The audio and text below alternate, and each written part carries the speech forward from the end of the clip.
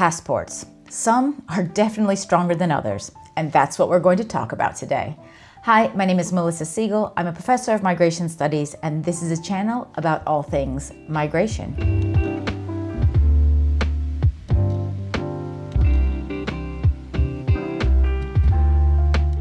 And today we are talking about passports and the power of passports. Now, most of the information that I am pulling for this video is coming from a recent Migration Policy Institute article on the power of passports by Luuk van der Baaren and Dimitry Kochenov, but also information from the Passport Index and the Henley Partners Index. So if you're interested, you can of course have a look at any of those sources that I will link in the description below as usual. Now, citizenship, passports, and other travel documents determine what a person can do, where, and under what conditions, including the ability to cross borders and live and work in other places. So like myself, as many of you know, I'm an American citizen living and working in the Netherlands. Although passports are really indispensable for international travel today, passports were almost unheard of actually in the 20th century, so this is a relatively new phenomenon.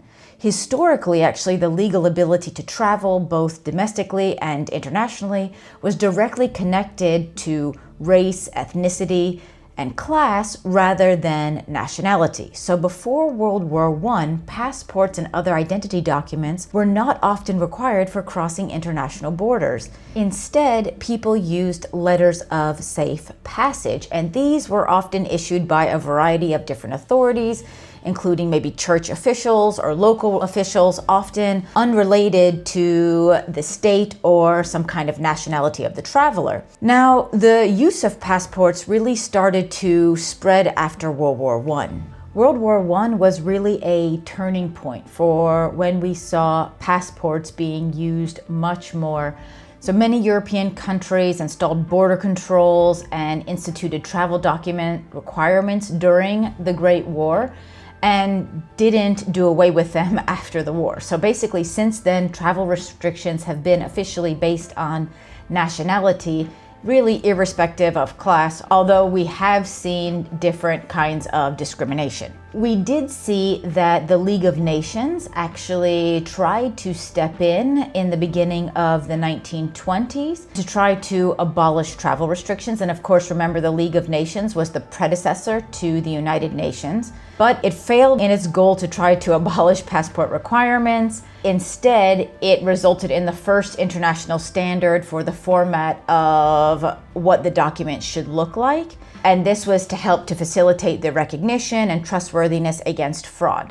And at that time, the British passport emerged as the kind of gold standard. So this really provided the groundwork for a system of stringent border controls and immigration restrictions that has stayed in place today.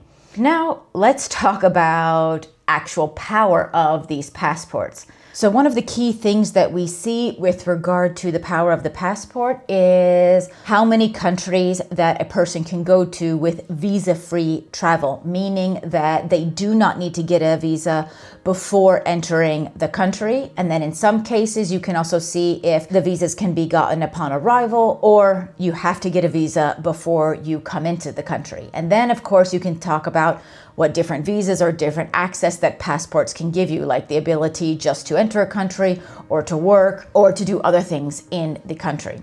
Now, there are a couple of different global rankings of passports. I would say the most common or the most well-known are the Passport Index and the index from Henley Partners, and they track and rank passports based on their visa-free access.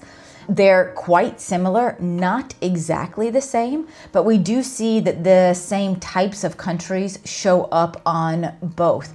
So here, if we look at the Passport Index first, you can see that the top countries here are the United Arab Emirates, Spain, Singapore, France, Germany, Belgium, Finland, Italy, Denmark, the Netherlands, Luxembourg, Portugal, Switzerland, Austria, Greece, Norway, and Ireland, with a number of European countries also following. So we can see that a lot of European countries have very strong passports.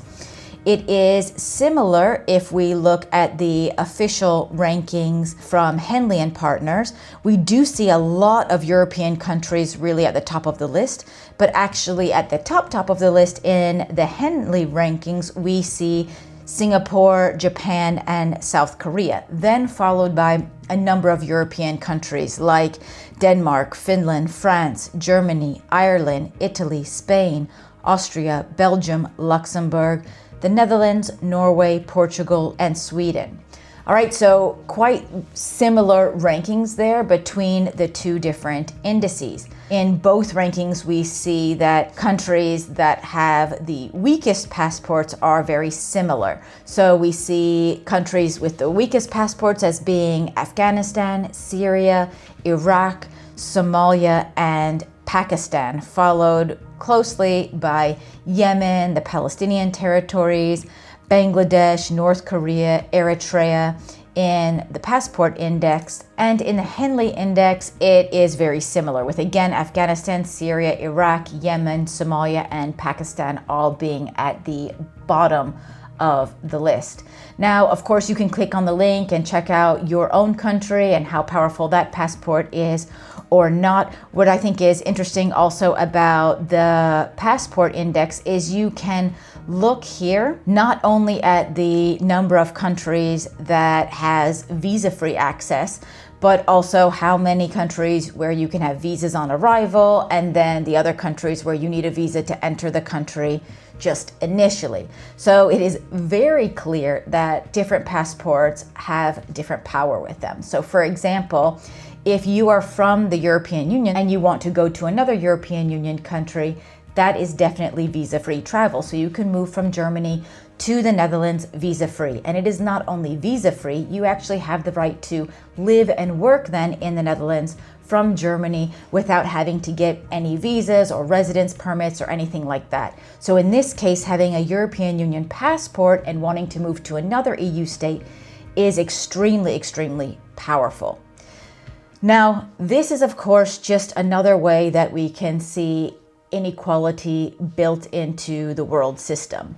Definitely the system of passports is not fair. Where you were born or which nationalities you get access to really give you very different privileges with your ability to have mobility, to live, and to work around the world. And I think that is something that we really need to recognize. It's also important to recognize that particularly with people fleeing war and persecution, it is very hard for many of these people, as I showed you already, the passports that are the weakest. It's often very difficult for those people to legally be able to cross borders and get to another country because their passports are not very powerful. And I think it's very important for us to understand these things. Of course, if you want to know more about this, you can check out the different indices. I'm putting them in the links in the description below so you can see where your country ranks, maybe other countries, maybe looking at where you can go or where you can't go, visa-free or not. I hope this video helped a little bit to understand a bit more about passports and the power of passports and where they come from. If you found this video useful, of course, give it a like, a thumbs up, and make sure to subscribe to the channel and hit that notification bell if you haven't done so already. And I hope to see you next time. Bye-bye.